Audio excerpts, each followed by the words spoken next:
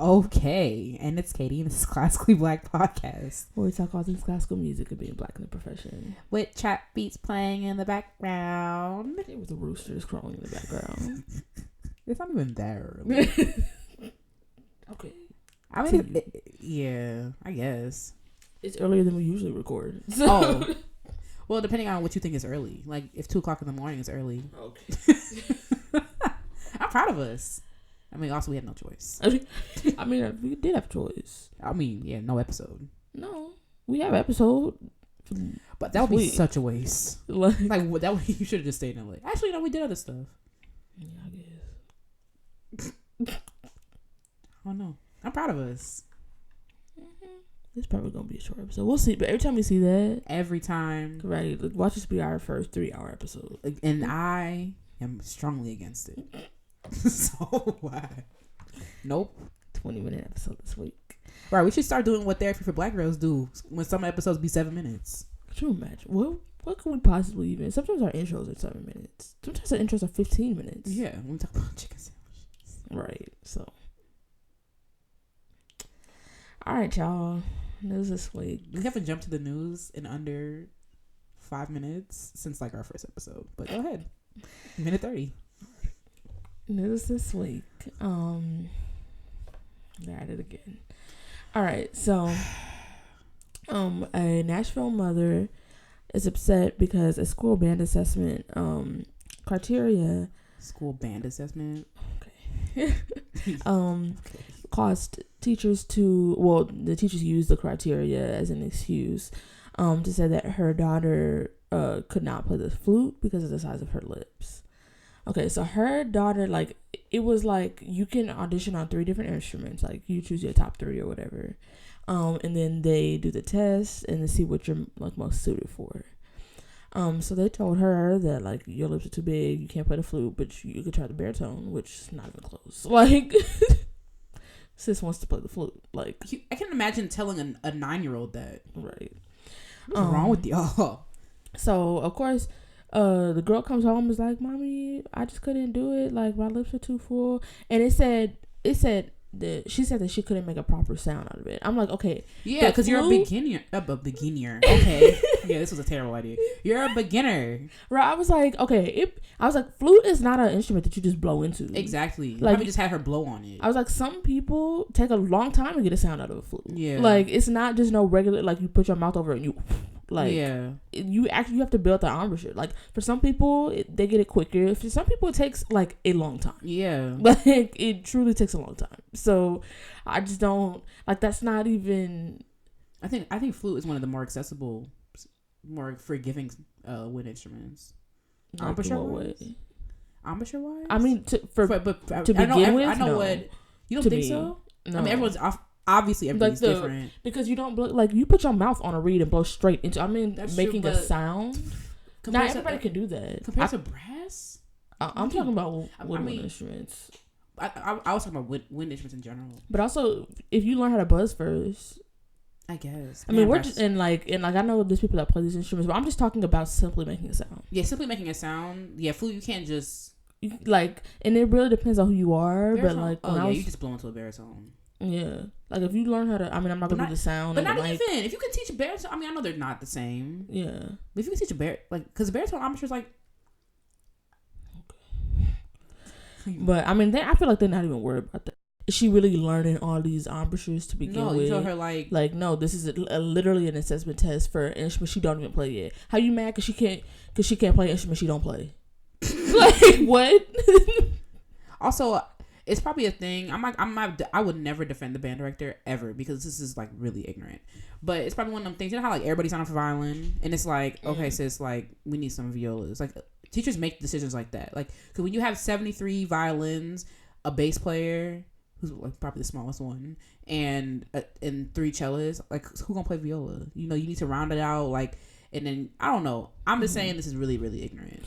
Yeah. So the policy on the website like says that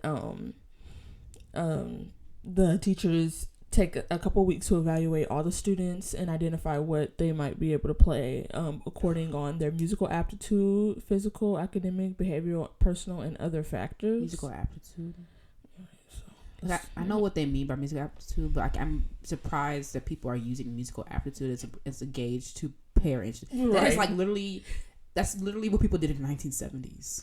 It says that such things as the shape of students' lips, mouth, teeth, and size of hands and arms, wishes, and instrumentation needs will be taken into account. Okay. Because when I was learning, like, this is the same kind of process. Like, when I was learning how to play an instrument, like I said before, I didn't pick the bass. Mm-hmm. I was one of the, like, I was at the age cap for YOLO when I got in. Mm-hmm. Like, cap is 12 to enter. Mm-hmm. And so they were like, oh, well, you're one of the oldest ones. I was probably about my height now. Mm-hmm. Like, and they were like, so of all the kids, I was one of the tallest people because everybody else was like 6. So they were like, oh, you should play the bass. However, like, also the bass is nice because you can move quickly at the beginning.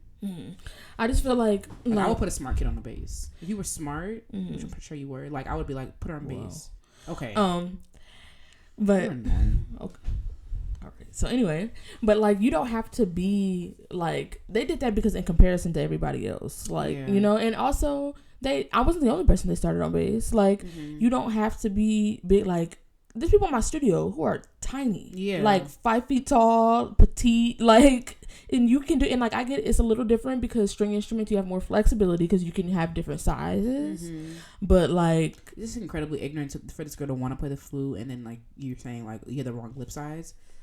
And they were like, oh, what, it would just be easy, it would just be too hard. I'm like, music's not supposed to be easy. It's not supposed to be easy. Also, nothing in life is supposed to be easy. I was like, what? They were like, well, it would be easier for her to adapt to it. Like, it takes work, and if you give her the flute and she's mad because it takes too much work, then maybe she can switch. Yeah. But like, if she want to try it, you could just be like, if you really think you're right, just be like, all right, sis, try it. Yeah, if you like, really think you're right. Like, if that's really what you think. So the mom, like, she met with the director, or she met with the principal and some school board members, and like, she said that even if it wasn't like malicious or anything, like, it doesn't take away from the fact that it's damaging to students, like, and it's limiting, like, to a student that wants to play this instrument, like.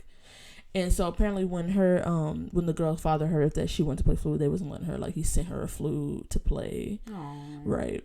So eventually, after all this happened, like, they did let her play it, but like, why did we have to go through all of this? Also, I know everybody don't have that flexibility, but my kid is not learning from you. Like, my kid, true. I'm not gonna. First of all, you literally told my 9-year-old that her lips are too big to play an instrument. She's 9 or whatever, or 11 or whatever, and then on top of that, I had to fight you for her to do it. And also, statistically speaking, the research shows that kids do not learn from people that don't think like them. So I'm not sending my kid to you to teach her. Right. I'm like, if I can't afford private lessons, I'm like, Liz will probably got some tutorial on YouTube, sis. Like, a lot of people on Facebook, of course. Y'all got time on Facebook. Yeah. I mean, God bless it. Like, what, this got nothing to do with, and it's like, it's not like they was back there like that. You know, like, oh, that black girl, she can't do nothing. Like, but it doesn't matter. People, like, I feel like just people be treating black kids different. Like, oh, well, you know, like writing you off. Yeah. Like, you're not willing to work hard. Like, okay, if it's hard, but we do hard things. So, and Simone Biles the ones that are dusting all y'all girls. Like, you think the bass not hard? You think the viola not hard? Like okay. Like, that doesn't make. That's like somebody, I've been dusting y'all for years. Like, you say, like, oh, I would be a perfect bass player. Like, that's like somebody looking at your hands and be like, no, how dare you play viola? Like, you must play bass. Yeah. Like, you have bigger hands than I do, and you be okay on the track. Okay, stay on the track. No, but I was like if people really use that, like, have you seen Itzhak Perlman's hands? Yeah, a little soft. He should not be playing the. Yeah, they should. I don't know what he should be playing, but it's not violin. He should be playing octobase. Like, yeah, but his hands also, they're like, yeah, they're not big, but they're I'm like, how are you getting those teeny tiny little notes? But he's Itzhak Perlman, so yeah. Like, I don't know what maybe like percussion or something that's still like finger oriented. I don't know. You gotta use your fingers for everything. You know what I mean? Okay. Trumpet. I'm mad you like he should be playing the violin. Can you imagine? He's literally like an award winning. So, like, literally, I would never reach that level. Okay, it's true. I mean, you're almost there. So I am. Mm-hmm. Finish the story. I'm actually ready to wrap this up. Okay. Like the whole episode. All right. Yeah, but a lot of people were like, "Why use this process?" And I'm like, "That doesn't make it right." Exactly. Like, yeah, like they had slaves and we also had slaves. Okay. Like what? Like, and then you had like I just feel like you act as if, or they're acting as if, like, black people don't play these instruments. Like, are you kidding? Have you seen Damari McGill's lips? And y'all can't even touch the hem of his garment. And never will. Like, so I just thought it was like, okay, you want to take that into account, sure. But you also, this is another thing, you also don't want to work to accommodate other, like people with different features. Yeah. Like how, yeah, someone made a really good point. Yeah, a really good point. Who was it? I think it was, I don't want to say her. Yeah, Shanice. Shanice, who was our black, who was our black excellence a while ago. She was saying like she had a teacher that told her that she should go study with a black horn teacher because she couldn't figure out why she struggled in the high range, and that someone like a black teacher would be able to help her with her quote special situation. Okay, first of all, kind of special situation. I was like, special situation? First of all, what?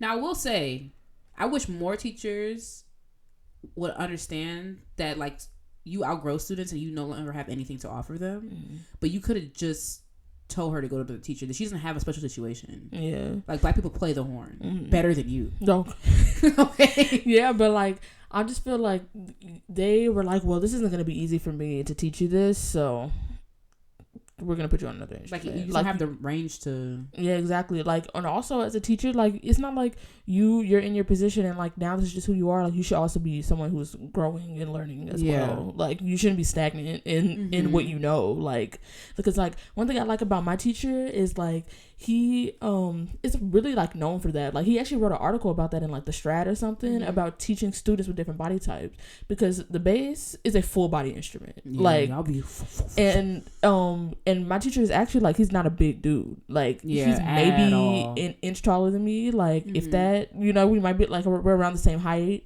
But and he's like, you know, like he's not a big dude at all. Probably way more. Oh, can we stay on the track? Like, but he has students that are like 6'2" that he's teaching, and he's like, okay, let me see what's gonna work for you. Like he's, you know, like he's put time into seeing what's going to work for students that have a different setup than him. Like he doesn't want people that are a cookie cutter of him. Like and you have to put time into that. Like he don't just know that. I'm sure he's worked on that. Like I mean, he has 42 years of experience. Also, like teachers who work, like my undergraduate teacher, like I forgot I don't remember exactly what we were working on. And like she was trying different stuff and she was moving my viola around. She's like, "You're really making me work today." And it's like, but that's what your job. She understands exactly. That like I really get paid to do this. To do this. It's not supposed to be easy. It's not supposed to be easy. She's like, "Wow, Katie, you're really making me work today." And like I appreciate her saying that, but she also realizes that like yeah, like sometimes like they give you what they do, but it don't work, and they're like, "All right, let's see what else we could try." Right? Not like, well, like I don't know what else to do for you. Well, looks like this is the end of the world. I'm not gonna say. I hope you've had a good time. I'm not gonna say who it was, but I think I told you. Like, one of my teachers, her teacher, they were working, and she was like, "Well, I don't know what else to do for you." I couldn't imagine if Mr. Taylor looked me in my face and was like, "I don't know what else to do for you." You don't, no idea. Yeah, nothing. You can't even like, not even a semblance of an idea you can offer. Nothing at all. I wouldn't know what to do. I have nothing else to offer you. I don't know what else to do for you. Your studio teacher telling you, your applied teacher telling you that? Okay, now you year 3. What we gonna do for the next year? We just gonna be sitting, staring at each other. We gonna get coffee every week or which one? I'm rude though. I'm getting my hour. Yeah, I'm getting my hour of labor. So what are you doing? You're sorting my files. What are you doing? Like I'm rude. I'm like, so what we doing next week? You know, I thought this cute little coffee shop down the road with.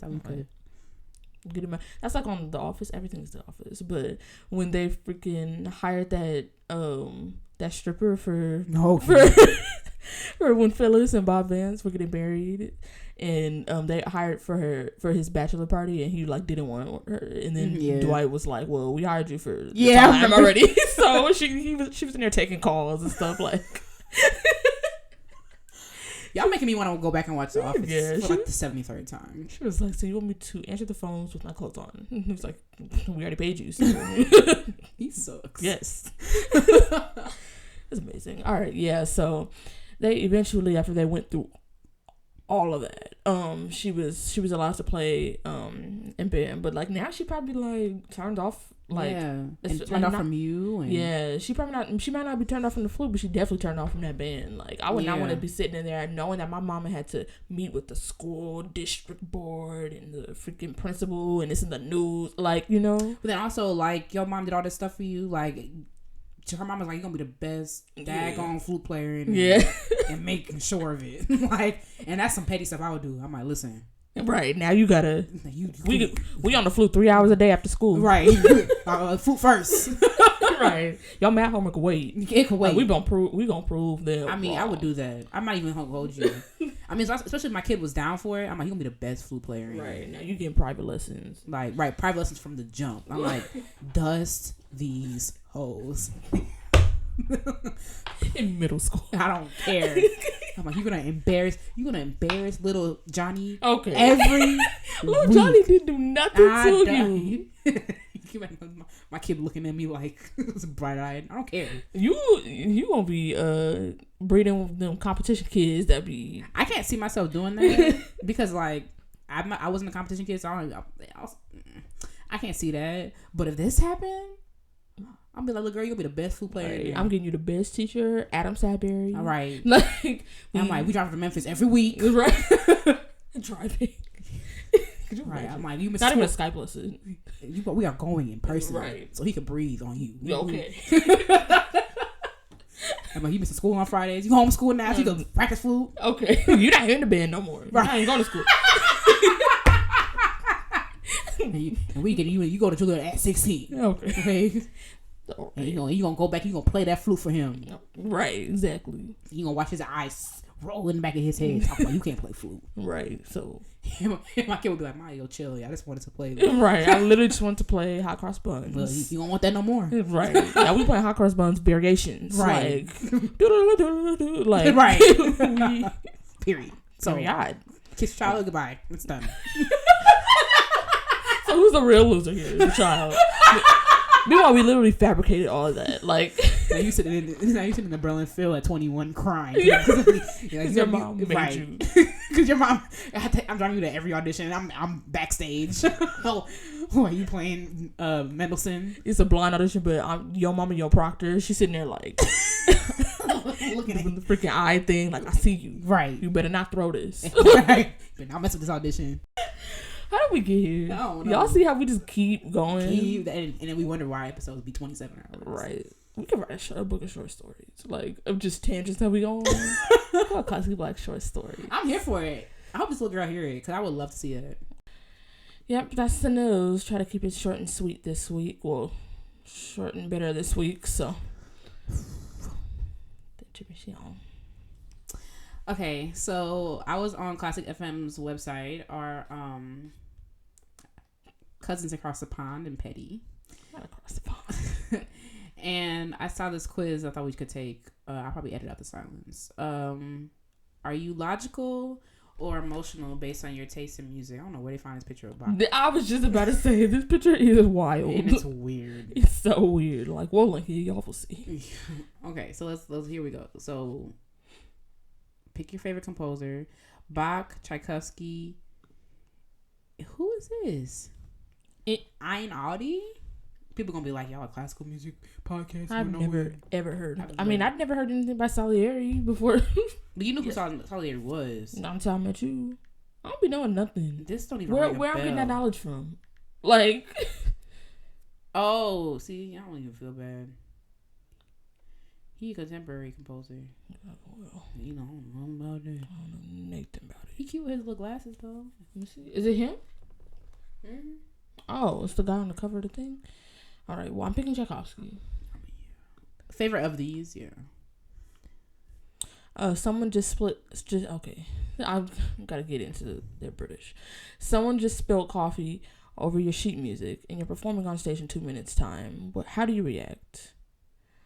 Cancel the choices are no big deal. I know it all by heart anyway, or cancel the performance immediately and never come near my sheet music again. Okay, I hate when they write quizzes like this. Yeah, it's like I don't like. It's not gonna be that extreme. Like I'm not canceling the performance. And also like they spill coffee on it. Like to what extent? And also like, hey, we can't delay the performance, so we can just go up to Sibley and print it out. Right. It's not like it's like okay, it's wet, but like it's not unreadable.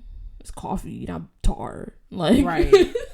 So I guess no big deal. I'd be irritated, but also it was irritated. An accident. It was yeah. I mean, it depends on the circumstances. Like if you was messing around and you tap dancing and backstage and now you spill your coffee, like why were you doing that? Exactly.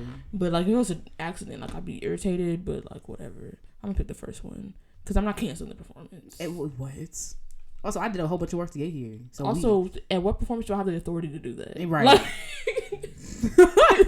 this is another question. If I were musical, if musical instruments were people, you would rather be It's a lot of choices. Harpsichord, violin, saxophone, organ. Okay, flute. That sounded weird coming out. Flute. Now with my lips. No, right. No. Okay, cello, piano, trumpet. I'm picking cello. Cause flute, like they loud and screechy. Okay. I know I'm not picking harpsichord, violin, or saxophone for sure. Saxophone but it's smooth. I do not like the saxophone. Really? I was in middle school band, so I play saxophone. I didn't play, but like just the people who did play were like constantly honking and like just I can't with it. I've never heard of like good classical saxophone until I came here, but like I simply cannot. I think I'm gonna pick piano. Because pianos can be all like all quiet and stuff. So I'm pick piano. I'm pick cello. Okay, which of these classical pieces do you enjoy listening to the most? Puccini's O mio babbino caro. I don't know that. Toccata and Fugue in D minor by Bach. Rachmaninoff, Piano Concerto No. 2. Chopin's Nocturne in C sharp minor. And Zadok the Priest by Handel. Okay, well, it's definitely not that one. Handel's so boring. Is that Bach? Handel, is that the... you hear me? Handel. Handel. Oh. I say Handel. Shit. Like... Okay. Handel. That's the maybe. That's that. I think so. Yeah. I'm between Rachmaninoff because that means freaking slaps and Puccini. I'm between Rachmaninoff and Bach. Dang, it's hard. Finally. I don't know. Cause have we had the same answer? No, we split. Another third question. Hold on, I need to remind myself what this sounds like. Dang, you thorough. I was about to take a guess. Okay. Like, what are the consequences? Is that Puccini? It's Puccini. Oh my god.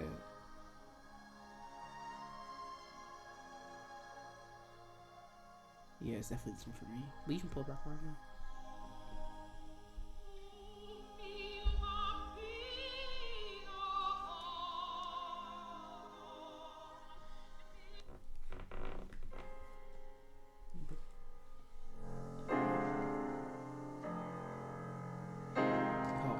Now I'm conflicted. Play, mama.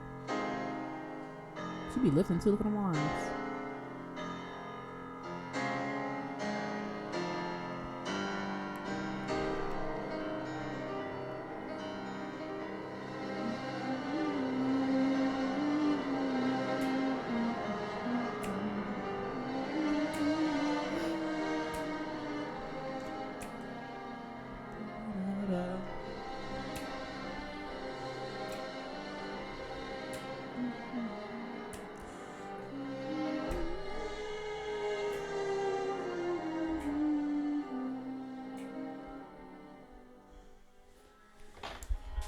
Alright, so I'm picking Rachmaninoff. Okay.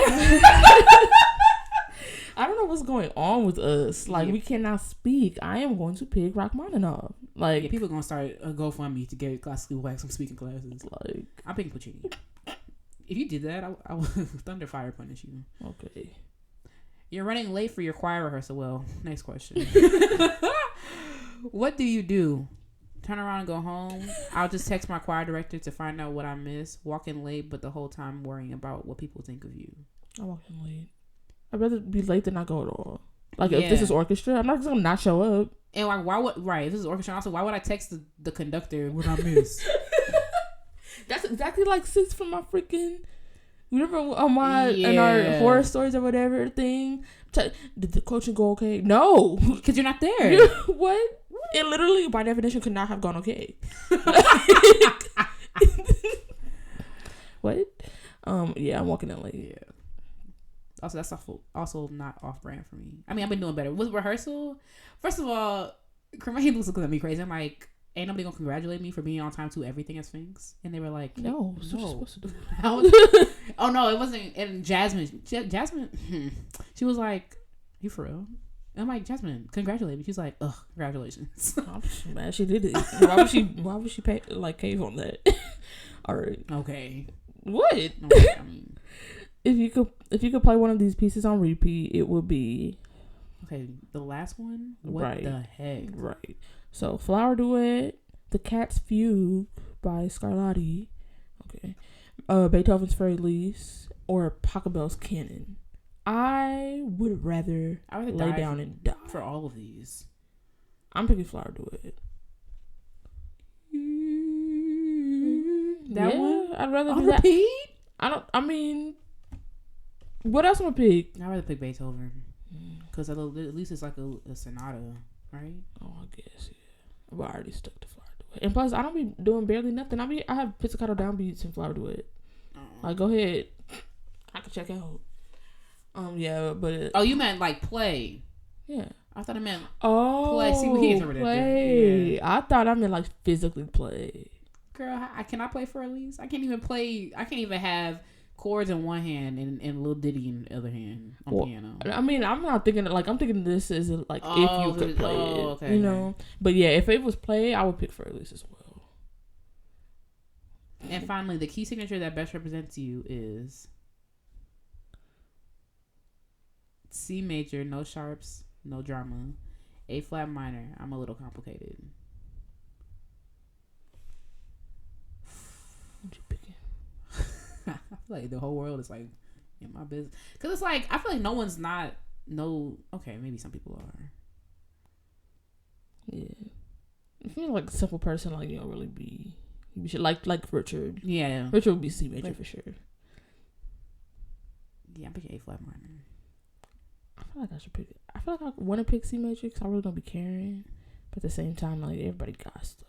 That's the thing. If it was like, A flat major, I would because F minor. But I'm pick C major. Just a difference because we picked a lot of the same answers. So I wouldn't be surprised to get the same thing because it's only two things, right? Yeah. What'd you get? No, it's calculated. I got logical. It says, when solving a problem, your head usually leads the way, and your taste in music is no different. Just like a Baroque masterpiece, logic always wins. I was falling for a minute. I got emotional. When solving a problem, your heart usually leads the way, and your taste in music is no different. Whether it's a passion, aria, or sweet sounding symphony, emotion always wins. That's pretty on brand. I mean, I'm not. Like these are pretty accurate. Yeah, it's pretty. I'm not illogical though. I'm not okay. Didn't nobody say that? You know what I'm saying? But they said leads the way, not like your brain malfunctioning. Okay. Not illogical. Like, nah. Yeah, pretty. But you be sensitive.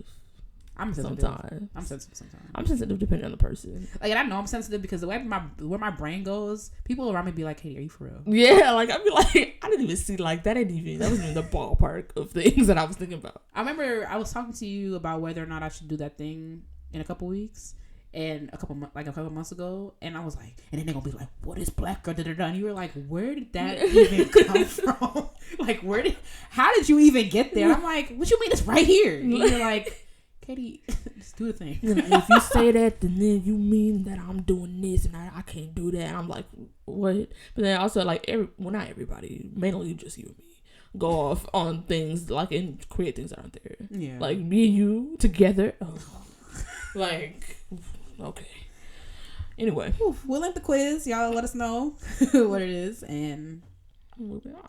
Yes, like, I freaking so good. our freaking waiter didn't bring us a bread refill, and we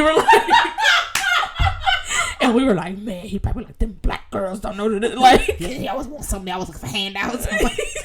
The restaurant was literally 7:00 on a Saturday. Right, it was full to the brim. Like, the poor dude was doing the best he could. And he was so nice. And I mean, okay, to be clear, we weren't complaining that we didn't have bread. Like, that's not what we were, but we were like, hi, can we please get some more bread? He was like, yeah, absolutely. Oh, yeah, and then you wanted some more avocado in your burger, your 100% beef burger. Okay. And I wanted what did I want? Oh, a lemon. Oh, dang, I would kill for one of those right now. I'm never going to lose weight. Okay. All right. Yeah, so we asked him for stuff and he was so nice about it. He brought it, but we were such a mess because he was trying to walk away because he was doing something else. Yeah. And we probably like, we should have stopped right there because we don't know what he was like. Exactly. Like, he was just thinking about doing his job. Yeah. Like, he probably like, them black girls always want something. And I'm like, he wasn't. And then we went into this whole story about. Yeah. Just. Wow. It was ridiculous. So, anyway, moving on to the topic this week. Well, y'all, today we are talking about code switching. And hey guys, it's Delaney. I was telling my mom, I don't even know how to do it.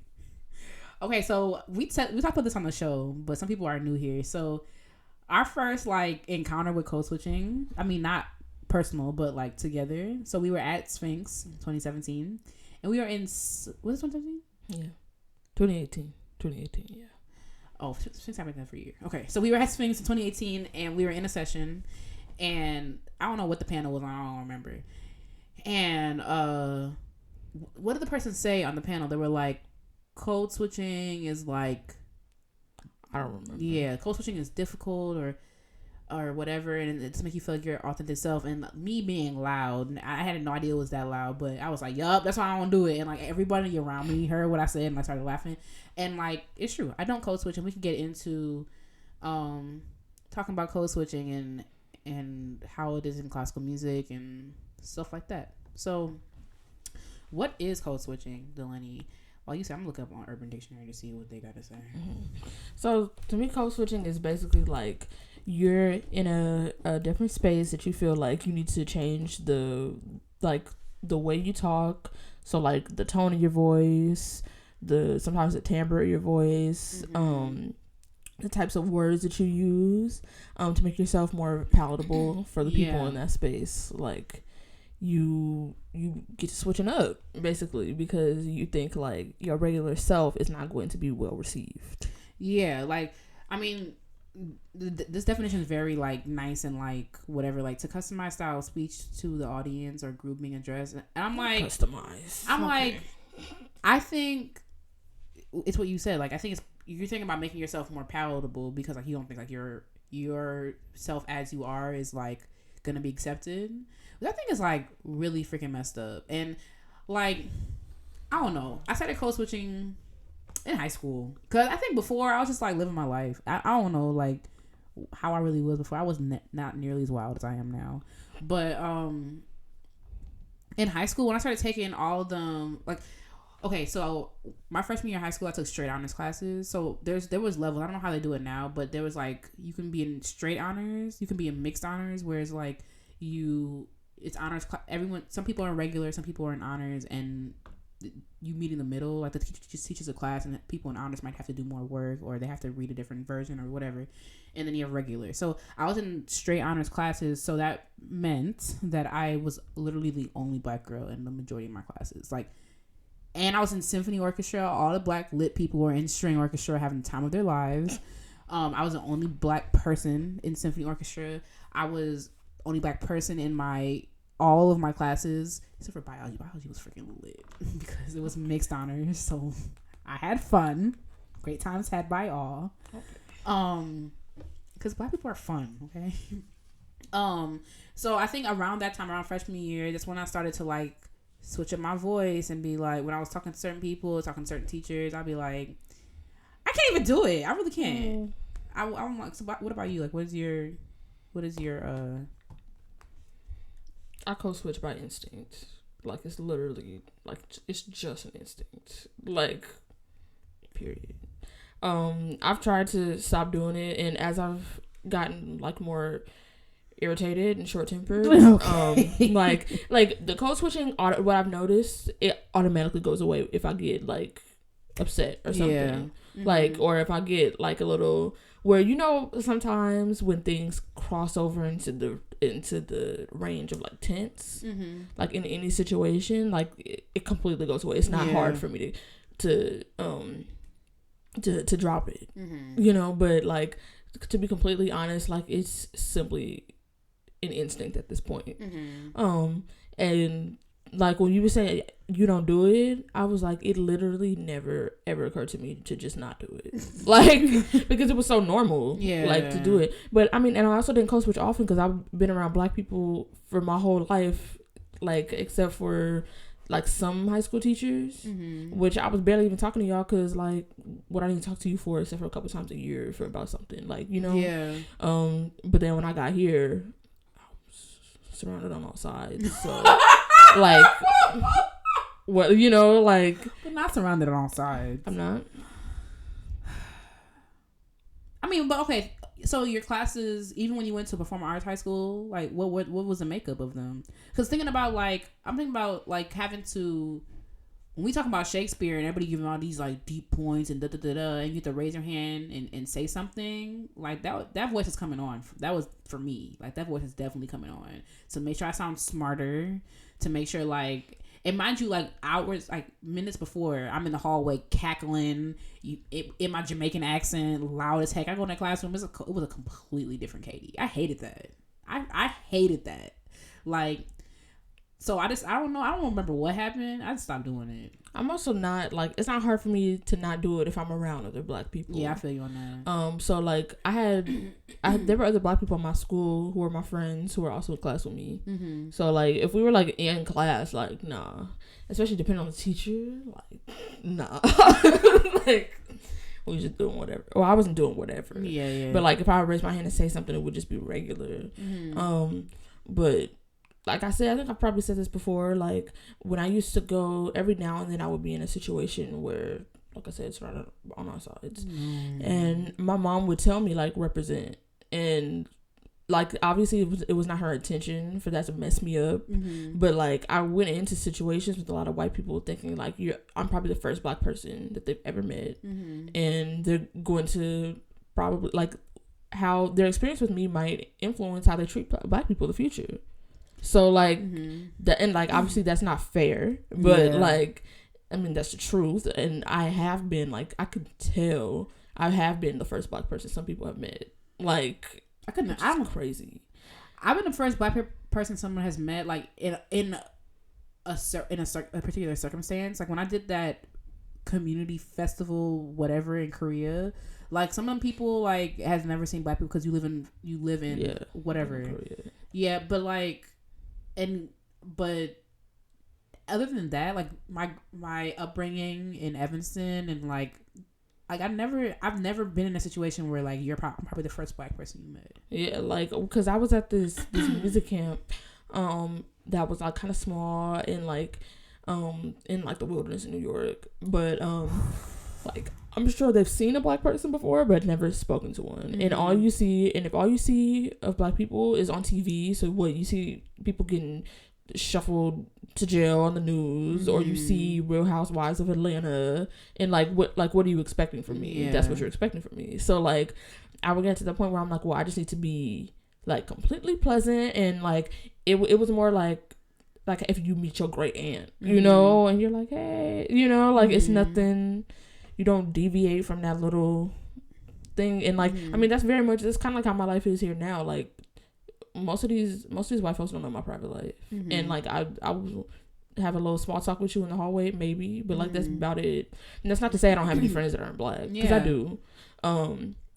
But I feel like those people, like even so with my friends that aren't Black, our friendships are different. I'm not code switching around them for because like, what's the point of being friends? Like you're literally not friends with me. Yeah, like you're not friends with me. But like I mean obviously like I'm not gonna be like, we don't be period sis, like it's the, because that's also like aspects of Black culture that like I talk about with my Black friends that like they're literally like Same thing, like one of my closest friends, Chloe, who's Filipino, like she not about to be speaking to me in Tagalog or something. Like I don't know nothing much about Filipino culture besides like I played at her church a couple times. So like like other than regular stuff, like it's like that's different.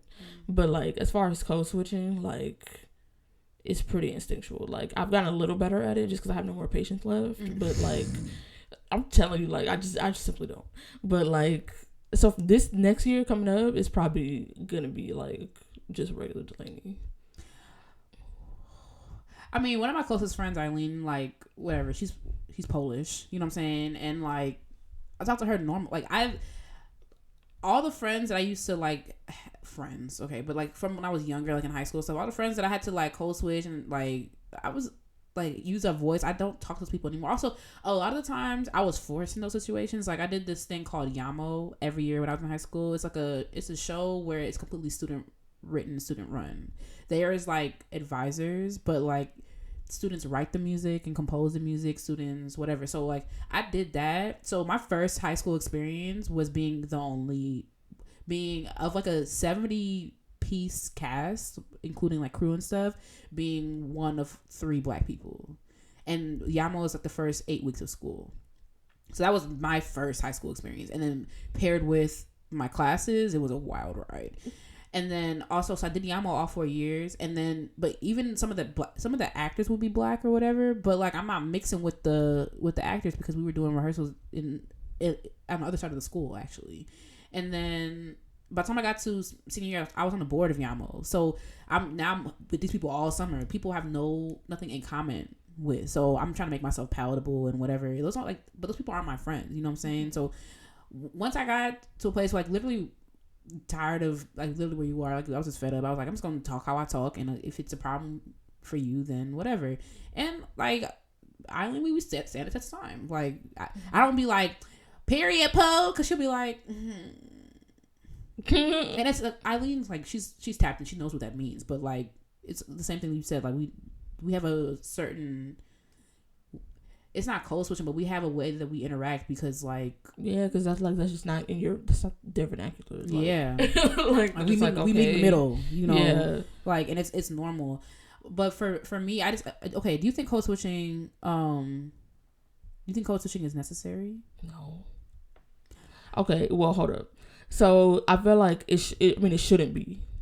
Yeah. I feel like some people are really going to have a problem with meeting people that don't code switch. Yeah. That's what I mean. Like, and that may not, like, not code switching may be detrimental to you, is what I will say. Shouldn't be, but I mean, that's also the reality of the world that, okay, so I was watching this mukbang. I like mukbangs depending. Because sometimes, like, this one dude that I subscribed to recently, I think he has valid points on things, right? I think he makes really good points. And while he's like, oh, yeah, man, I'm trying to eat healthier. So he made a salad. The salad, it started out healthy because it was like lettuce and tomatoes and cucumbers. And then he put like half a bottle of Italian dressing on it. And he had 3 peanut butter and jelly sandwiches on wheat bread. Okay. But that may be healthier for him. I mean, healthier than what he would have eaten. So I mean, reading through the comments, I think it was a step in. It was great. Good for him. Like, I mean, he's not big, but it is like weight has something to do with health. So. Yeah, I was just about to say what his cholesterol looking like, or his blood pressure. Your vitals coming back looking like rage. So he was talking about how he at his job he tried to put one of his friends on. So the girl had the interview and then whatever she got along with the manager and she didn't get the job. So he hit up somebody because he don't work there no more. He's a YouTuber. So, but he hit up somebody at the job and was like, "Yo, I thought like I put my homegirl on. Like, how come she didn't get the job? Whatever." And he was like, "Well," the manager was like, "She seems like one of those black people that like is kind of like ghetto, so he didn't hire her." I'm like, I was looking at the computer like I was dumb. Okay, I was so lost, and it's like that's real life stuff like that. I don't know. I mean, I don't. So I guess like code switching, whatever. But I think it's a detriment to not code switch. But I refuse to do it. I also believe in time and place. Well, I feel like, yeah, it's a detriment, but I feel like some people will just be like, oh, okay, like, she's just not gonna code switch. That's fine. Like, people don't think about it like that. But, like, then you get people like that who will be like, oh, she must be ghetto. Like, yeah. I mean, wow, my freaking resume, like, yeah. Come on. Like, nah. But, yeah, like you were saying, time and place is a difference. I think everything's about time and place. Like, okay. I've said it before. With my teacher is black. You know what I'm saying? But I don't go into my lesson and be like, Ms. Taylor, so I don't get how to play this, so you're gonna have to like run it back. I'm like, I'm not gonna speak to him in that way because we're both professionals. We're in a professional space. Like, every once in a while, like in studio class, if he says something wild to me, I'll be like, oh, okay. I'm like, because what I want to be like, are you freaking dead? You know? Okay. But I'm not gonna say that in front of him. Mr. Taylor, like, are you freaking like no? And because he'll be like, Katie, so you're gonna play Walton backwards next week in class. And I'm backwards. Okay. But in studio class too, and when Miss Taylor be acting wild, first of all, everybody knew to look at my face because my face is like, you cannot be for real right now. Like, I just feel like, yeah, like, you gotta take into account, like, it's different if you're just being like, you're switching from professional or whatever, because you can be professional and still talk like in the same, like, I changed the tone of my voice. I do know. I really can't I really can't, like, I can't fake it. Mm-hmm. It turns on when it turns on. Yeah. Like, when I try to imitate it, like, I probably can. Like, I'm sure you try hard enough, you can do it. Yeah, like, I mean, that Mr. Taylor came out of nowhere. That shocked the hell out of me. But like, it's in its true form, like, you know, like, it's different when it's authentic. Like, yeah. But where was I even going with this? Like, it's different to know your time and place. Like, I do code switch in front of my teacher. Mm-hmm. But also, like, part of that is just it's a combination of, like, yes, my teacher's white, but also he's also like my elder and someone that I respect, and someone like, he is a teacher, I'm a student. Like, you know, like, there are very different things in play that all come into, like, there is probably no one that I am more careful with my words with than my teacher. Because, like, who was like, okay, my grandma, but if you've met my grandma, like, my grandma not code switching for nobody. Like, I talk to my grandma regular.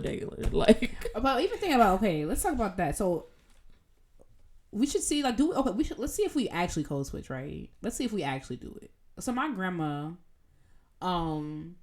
is Jamaican. I don't think her accent's not that bad because there's some Jamaicans that come here and refuse to assimilate. Like, they just here. I mean, I don't blame them. Like, my Uncle Douglas, I don't know what he's saying sometimes. And he'll be like, are you deaf? And I'm like, okay, you sound like you came here yesterday. Like, okay.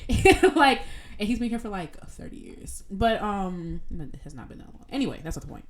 But my grandma, when she goes to church and she's talking to my pastor's not Jamaican. So, like, changing your voice to, like, navigate that is that code switching? I feel like it's a little different if you have an accent. Like, but most people, I didn't know that, like, I mean, not that I didn't know, because, like, you can imitate accents, but, like, I didn't realize that people did that. Like, they try to make their accent easier to understand. Because, like, I can understand your grandma.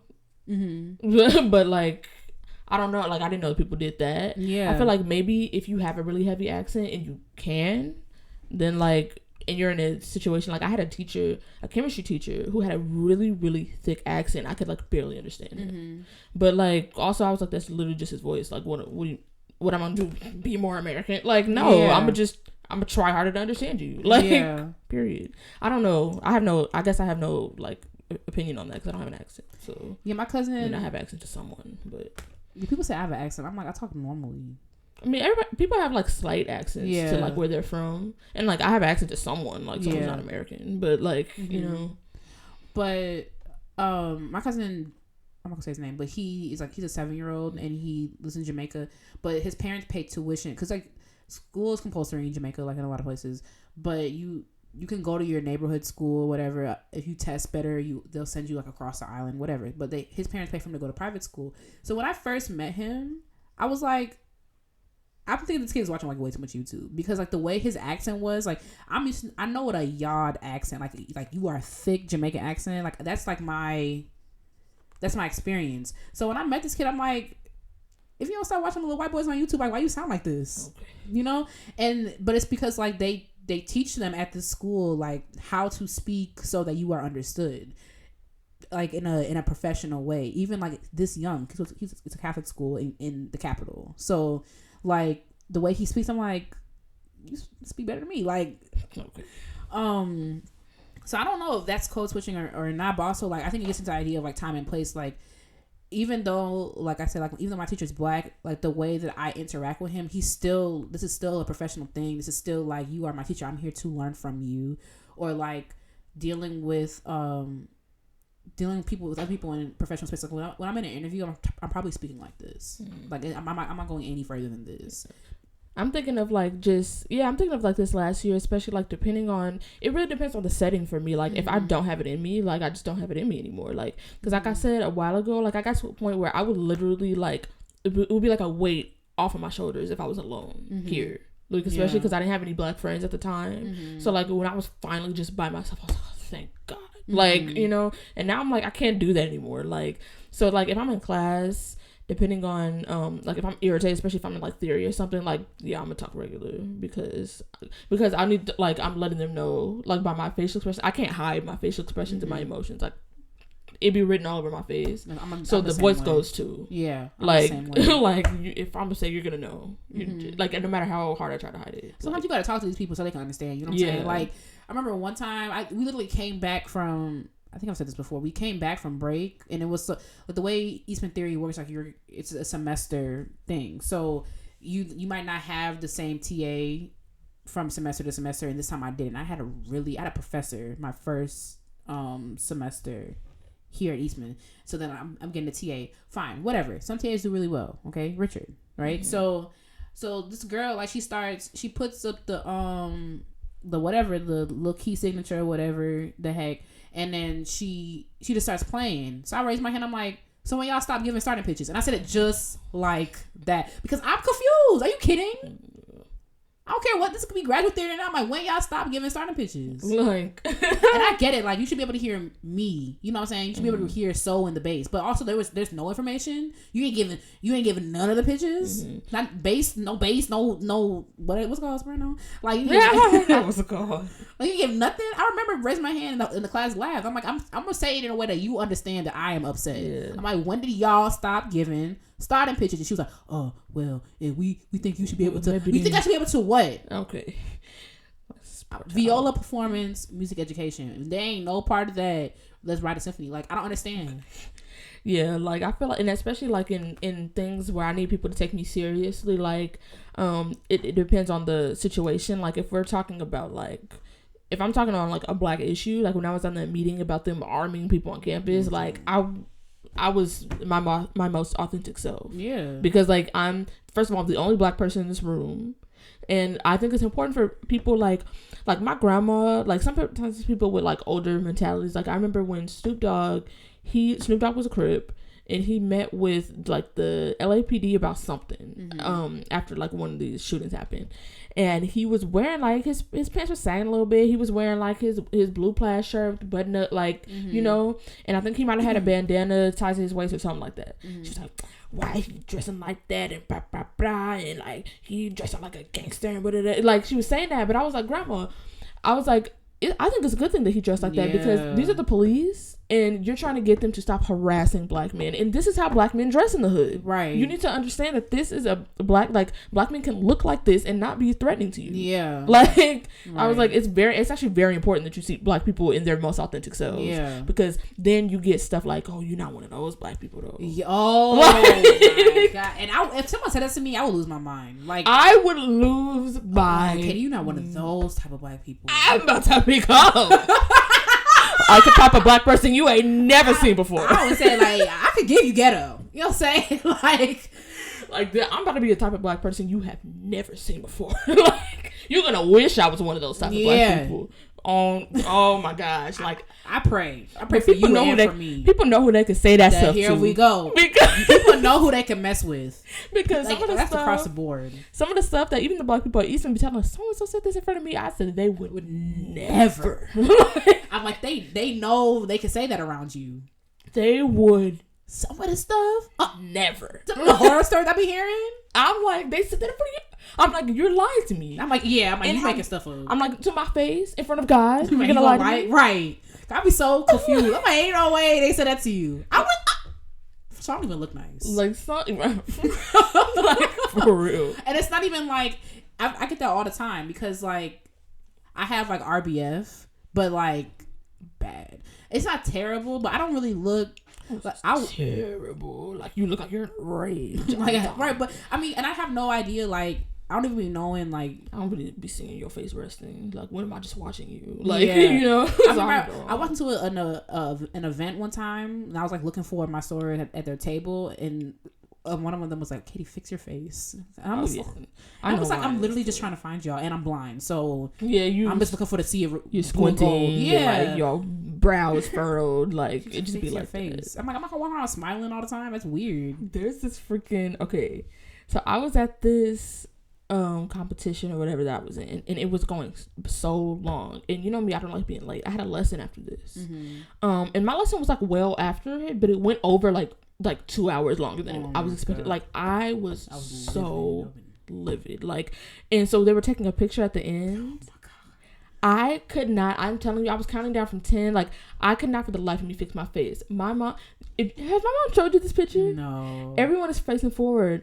I'm looking up, like with my eyes closed. Like, I'm looking up at the ceiling, like I am seething with rage and I cannot go anywhere. Like, it was to the point where, like, they were like, Delaney, smile. And I wasn't responding. Like, I was just looking at them like, okay. And, like, in the picture, I was actually looking up at the ceiling. Like, I was not even looking at the camera. Because I was, like, so... It was to the point where I'm, like, if I say anything, if I do anything... Like, I'm the person... Like, one thing... Like, you can... I understand that I can't go off at any time. Like, I don't have anger issues. It doesn't take... It takes a lot to get me, like, mad to that point. But, like...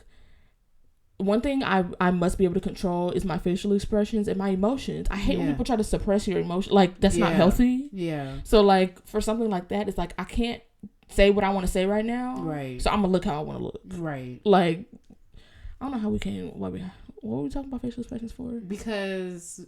wait, hold on. I'm running it back. I was talking about RBS. Oh, yeah, that's what you were doing. Because we were saying that people wouldn't dare say stuff to us. Yeah. And then you were like, okay, now I get it. But one thing I did want to say about code switching versus time and place, a perfect example of that is this podcast. Like, where we understand time and place, but we're not code switching. Because this is our regular speaking voices. It's a conversation between me and you, and not much is filtered out. But there are some things that you and I have an understanding that we're not going to say on the show.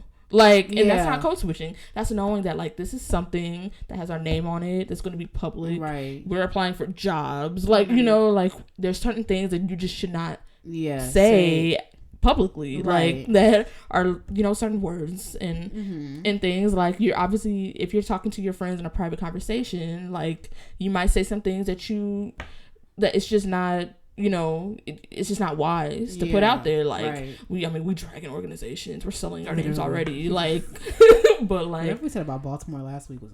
Not last week, but one episode. Like, we should... But, like, this is a perfect example of, like, you can understand time and place without code switching at all. Yeah. Like, but some people really don't get time and place. Like, and I think those people are fun. Because, like, they're literally being their most authentic selves. Sometimes it's embarrassing. Yeah. Like, you have to... I think at that point it's about couth and, like, self-representation and, like... I don't know. Like, sometimes it's... Yeah, like, sometimes it's, like... Especially, like, when we were at a certain restaurant, and the company that we work for, like, we all had the sweatshirts on with the name of it on it, like, and this particular person who, like... I mean, great, you're you, like, regardless, and that's great, that's good for you, but also, it's the middle of the day, we're at a restaurant, there are families in here, you're literally saying the N-word loudly, cursing loudly, throwing stuff across the table. Like, if you're at the club with your friends on a Saturday night, like, go ahead, go nuts with it. Like, you know, but, like, it's not the time or place. Right. You're making everybody uncomfortable in a way. Like, we're not saying you can't be loud. People are loud, like, you know, and people can deal with that. But, like, there's a child right here, and you're talking about porn. So, like, while throwing around curse words, yes. Like, I mean, but the person you're talking about, like, they're likable, like, people like them. Yeah. So, but also, like, we're in a business meeting and you're saying that for constantly. Yeah. Like, I was embarrassed for that person because the person in charge of the meeting was like, can you yeah, that's embarrassing when someone has to tell you to watch what you're saying and you're an adult. You should be ashamed. Yeah. You should really be ashamed. Like, especially when it's like, it's not even something like, it's not even like someone is like, Katie, can you put your voice up a little bit and can you, like, it's like you're literally in the wrong. Like, you're in a professional space and you're cursing. Like, yikes. Hugely. But, yeah, join the conversation and let us know what you think about code switching. Are you good? Mm-hmm. Okay. And we are moving on. Right, to Black Excellence. To Black Excellence, where we hype you up, gas you up, and give you your props because there's room for everyone at the top. And this week we're talking about Jennifer. Okay. All right, I never heard of her. Jennifer. Okay, we're talking about Jennifer Arnold, viola goddess extraordinaire. Jennifer is a Cleveland native and also a CIM graduate. So after she left CIM, she just hopped on over. What a queen. Hopped on over to the Portland Symphony. I don't have like a gauge of like how does one win a job at 20? Like Adam getting the Troy Fellowship, like not even before, like he didn't even graduate Eastman. Like you just get to Detroit and then you don't even finish the fellowship. You just go. He freaking like you literally like you're doing hopscotch with your career. Meanwhile, I'm dangling off the edge and like I have no gauge for that. Like I don't understand. Okay, but yes. Got Portland Symphony after she graduated. She did 14 seasons with the Portland Symphony. While she was there, she did one season as the director of artistic operations with the 45th Parallel Chamber Series. One thing I like about Jennifer, like she plays viola, but she is so involved in her community. Like this is true activism. This is true. Like I want to see social change. I want to implement things. Not like I do like a little. It might be nice. Yeah, I do a little benefit concert like once a year. Like she's actually like. She's on committees in her orchestra. Like, she was on the planning committee. Let me jump down. She served as on the orchestra committee, the contract committee, the artistic advisory committee, like just advocating for musicians through and through. She was the first diversity fellow for arts administration for Sphinx organization. So she worked with Sphinx Connect and a bunch of other stuff.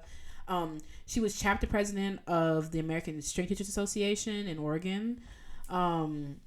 She was also on the planning committee for Oregon Bravo, which is Portland's El Sistema inspired program. So okay, this is great because you have a professional, accomplished musician in El Sistema. So it's like that's how it's supposed to work. You know what I'm saying? Like you're at like this huge this huge organization like the Portland Symphony, and then you're also giving back to the community in a meaningful way. Like, she also her string quartet, Musée Remix. I hope I'm saying that right.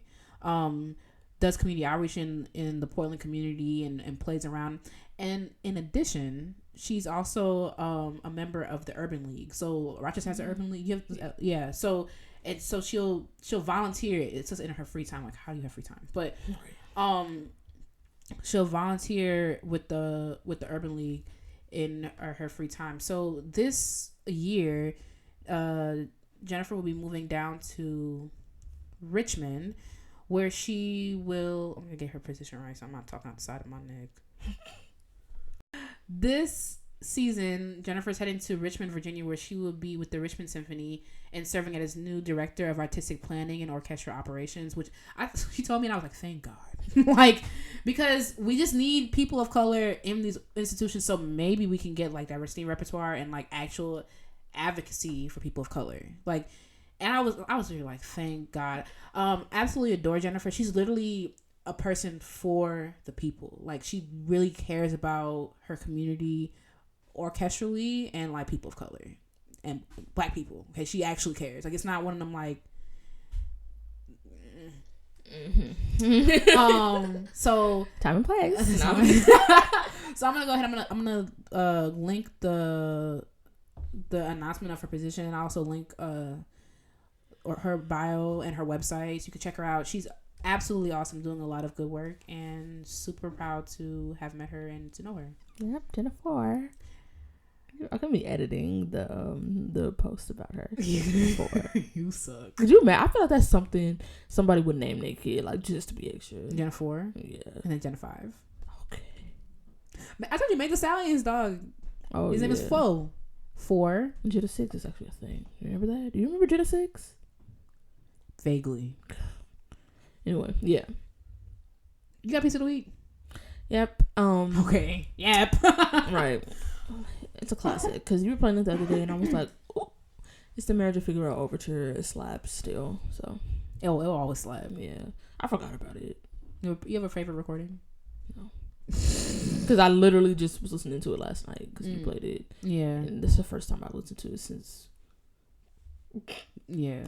So yeah, that's one thing. Mozart does overtures really well. There's not really an overture Mozart has done that I don't really care for. I don't really know a ton of them. So yeah. Well, we did it. Oh yeah, time for the outro. Go ahead. You suck. Thank you so much for listening to Classically Black Podcast. Don't forget to follow us on social media at Classically Black Podcast. If you have a piece of the week suggestion, Black Excellence suggestion, intermission suggestion, don't forget to email them to classicallyblackpodcast@gmail.com. Also, vote for us. We're going to link it. It says it in the description boxes. It says vote for us. You can click the link. You literally pick us on the thing. What is it even for? I always forget. Hold up. 21 CM, DePaul. Yeah.